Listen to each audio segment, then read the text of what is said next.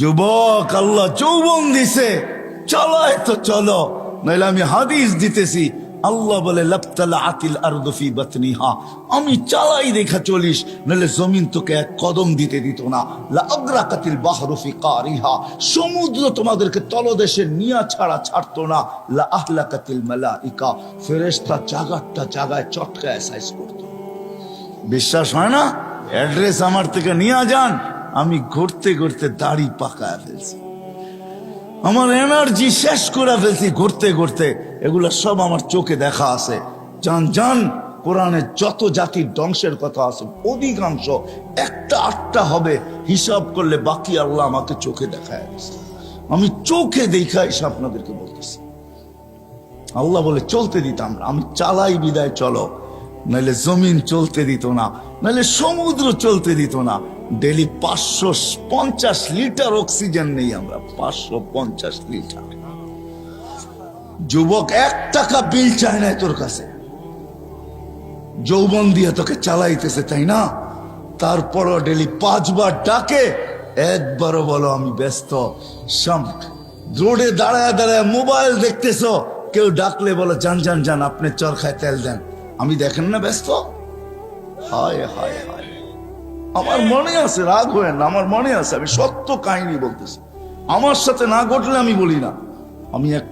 আমি এক তাস খেলতেছে কিছু লোক বসা, বয়স্ক, আমি তাদেরকে দাওয়াত দিতে গেছি যে আসেন, ঠিক আছে তাস খেলেন খেলেন, কিন্তু এখন মসজিদে যাওয়ার সময়, চলেন একটু মসজিদে যাই।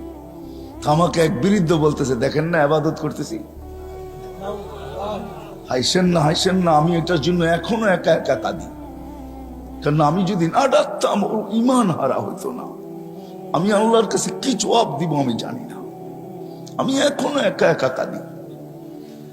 আমি গেলাম তো গেলাম কেন, এই কথা বললাম তো বললাম কেন? ওর মুখ দিয়ে তো শয়তান বাহির করছে যে দেখেন না ইবাদত করতেছি।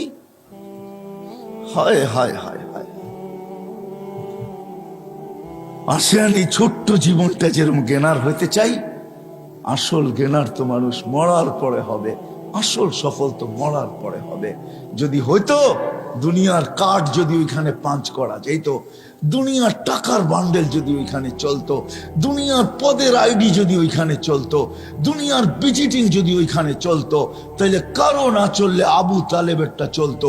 আবু তালেব 44 বছর বাতিজাকে লালন পালন করছেন। ওই আবু তালেব যা শিরা উপশিরায় মোহাম্মদুর রসুল্লাহ রক্ত দৌড়াইতেছেন, এই রসুলের রক্ত যে পান করছে, তাও দূষিত রক্ত, পচা রক্ত, তাকে আল্লাহ রসুল জান্নাতে সুসংবাদ দিছেন, বলছে তোর শরীর আর জাহান্নামে যাবে না। অথচ আবু তালেবের শিরায় উপশিরায় আল্লাহর রসুলের রক্ত দৌড়াইতেছেন। চাচার বাতিজা, একই ফ্যামিলি, ব্লাডের সম্পর্ক, রক্তের সম্পর্ক, কিন্তু আবু তালেবের কিঞ্চিত কাছে আসে নাই। শুধু আল্লাহ রসুলের চোখের পানি ঝরছে আর বলছে, আম্মি, চাচা, মা তারাক্তালি সাবিলা, তুই আমার জন্য কোনো রাস্তা রাইখা গেলি না, আমাদেরও কাজে দিবে না। আসেন ভাবি যে ওইখানে জ্ঞানার হব কি দিয়া। ওইখানে জ্ঞানার হওয়ার ঘোষণা আল্লাহ দিয়া দিছেন, ওমান ইয়াবতাগি গায়রাল ইসলামি দীনান ফালা ইউকবালা মিন ওয়া হুয়া ফিল আখিরাতি মিনাল খাসিরিন। দিন ছাড়া ওইখানে সফলতা অর্জন করা যাবে না, না না না না।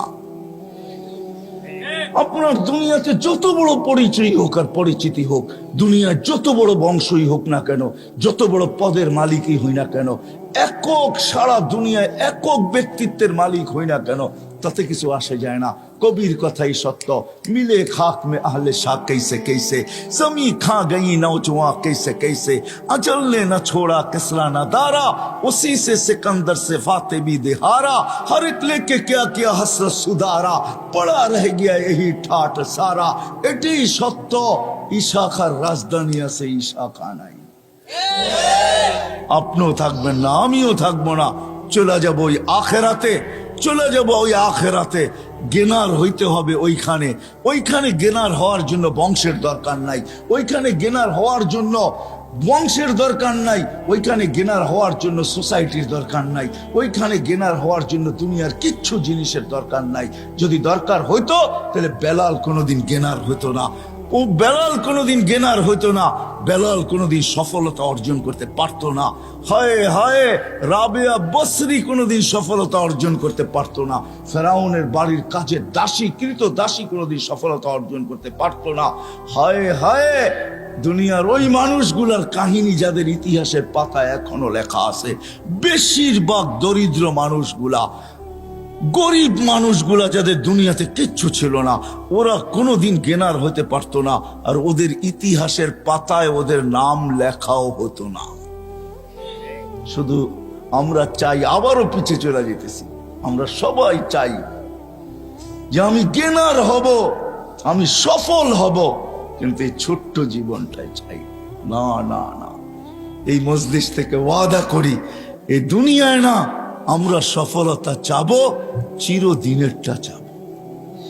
এই দুনিয়ায় মিলুক আর না মিলুক, সাহাবা বুঝছিলেন, এই জন্য মুখে স্লোগান ছিল ওয়াজাদনা শাকারনা লামনাজি সাবারনা।